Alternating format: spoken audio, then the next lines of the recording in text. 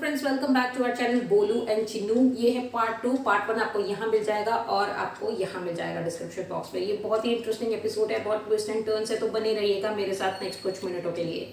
इस last scene में हमने देखा था कि अनुपमा किसी को फोन करती होती है और बताती है कि पैसों की तंगी होगी, तो असली में वो अपने हस्बैंड वनराज को नहीं बल्कि अपनी फ्रेंड देविका को कॉल करती है और बुलाती है उन्हें रेस्टोरेंट में। उधर हम देखते हैं कि वनराज को भी कोई इंपॉर्टेंट काम आ जाता है और काव्या को बोल के आते हैं कि वो घर नहीं जा रहे हैं, कोई इंपॉर्टेंट काम करने के लिए जा रहे हैं, पर एक्चुअली में दोनों की मीटिंग सेम रेस्टोरेंट में है पर दोनों आपस में नहीं मिल रहे हैं।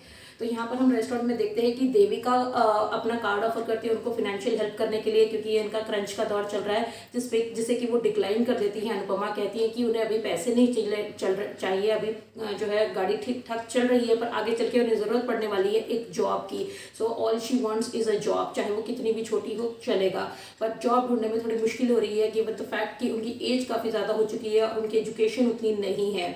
तो इससे पहले वो कहते हैं कि 25 सालों तक जो है वो किसी के सहारे चल रही थी, किसी का हाथ पकड़ के चल रही थी, and all of a sudden वो सहारा जो है वो छूट गया। तो अब जो है कुछ भी दिखाई नहीं दे रहा, सब अंधेरा अंधेरा लग रहा है और वो चल भी नहीं पा रही हैं और गिर जा रही हैं। तो इस पर देविका कहती है कि पर मंजिल उन्हीं को मिलती है और रास्ता भी उन्हीं को मिलता है जो चलते रहते हैं। So just keep walking, keep hanging on their, और आपको जल्दी ही कुछ ना कुछ अच्छा मिलेगा।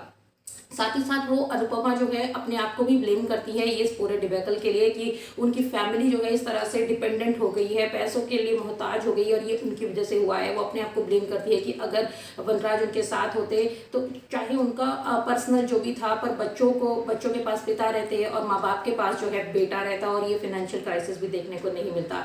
तो देविका उन्हें कहती है कि अपने आप को ब्लेम ना करें, ये तो होना ही था, ये उनके काम थे, आपकी इसमें कोई गलती नहीं थी। इसी वक्त जो है उनको कॉल आ जाता है उनकी दीदी का, और इन दीदी के साथ जो है अनुपमा का पहले से कुछ रहा है कि इनके घर में वो टीचर बन के जा चुकी थी। तो that's where the scene ends.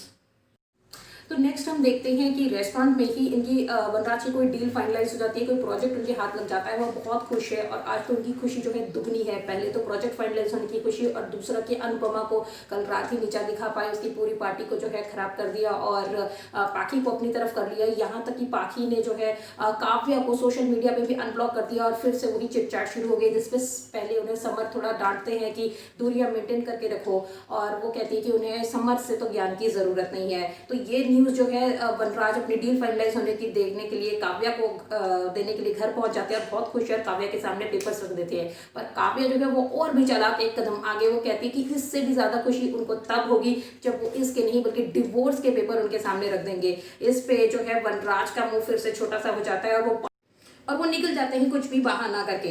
दूसरे सीन में हम देखते हैं कि किंजल जो है तोशु से मिलने के लिए आ ही रही होती है गाड़ी में कि उनको पकड़ लेती है राखी बहन और पूछती है कि कहाँ जा रही हो। तो इसी बीच में उनके मैसेजेस आते रहते हैं और उन्होंने एक्चुअली तोशु का नंबर सेव किया एज श्रिया। तो वो बोलती है कि श्रिया को मिलने के लिए बुला रही है। उनकी मम्मी को तो सब पता है कि श्रिया जो है वो असली में तोशु ही है। तो बहुत गुस्सा हो जाती है और जाने के लिए मना कर देती है। तो यहाँ पर ये एपिसोड जो है खत्म हो जाता है। प्रोमो में हम देखते हैं कि राखी बहन पहुंच जाती है घर में अनुपमा के और धमकी देने लगती है कि ये सब बंद कर दीजिए, अदरवाइज वो पुलिस को भी बुला सकती हैं। तो इस पे अनुपमा जो है दुखी है और कहती है कि आपको क्या प्यार नजर नहीं आता किंजल और तोशु के बीच में। तो कहती हैं राखी बहन, और कुछ हद तक उनका ये कंसर्न सही भी है कि उन्हें प्यार नहीं चाहिए, उन्हें ऐशो आराम चाहिए और खुशी चाहिए और धोखेबाजी और गरीबी नहीं चाहिए। तो ये उनका कहना है, क्योंकि अब इतने फाइनेंशियल क्रंच के दौर से गुजर रहे हैं तो कौन, ये लॉजिकली भी सही है कि कौन चाहेगा कि अपनी बेटी जो है उस घर में ब्याह है, पर उनका जो प्यार है वो भी एक तरफ है। तो ये दोनों के बीच में एक असमंजस सा है।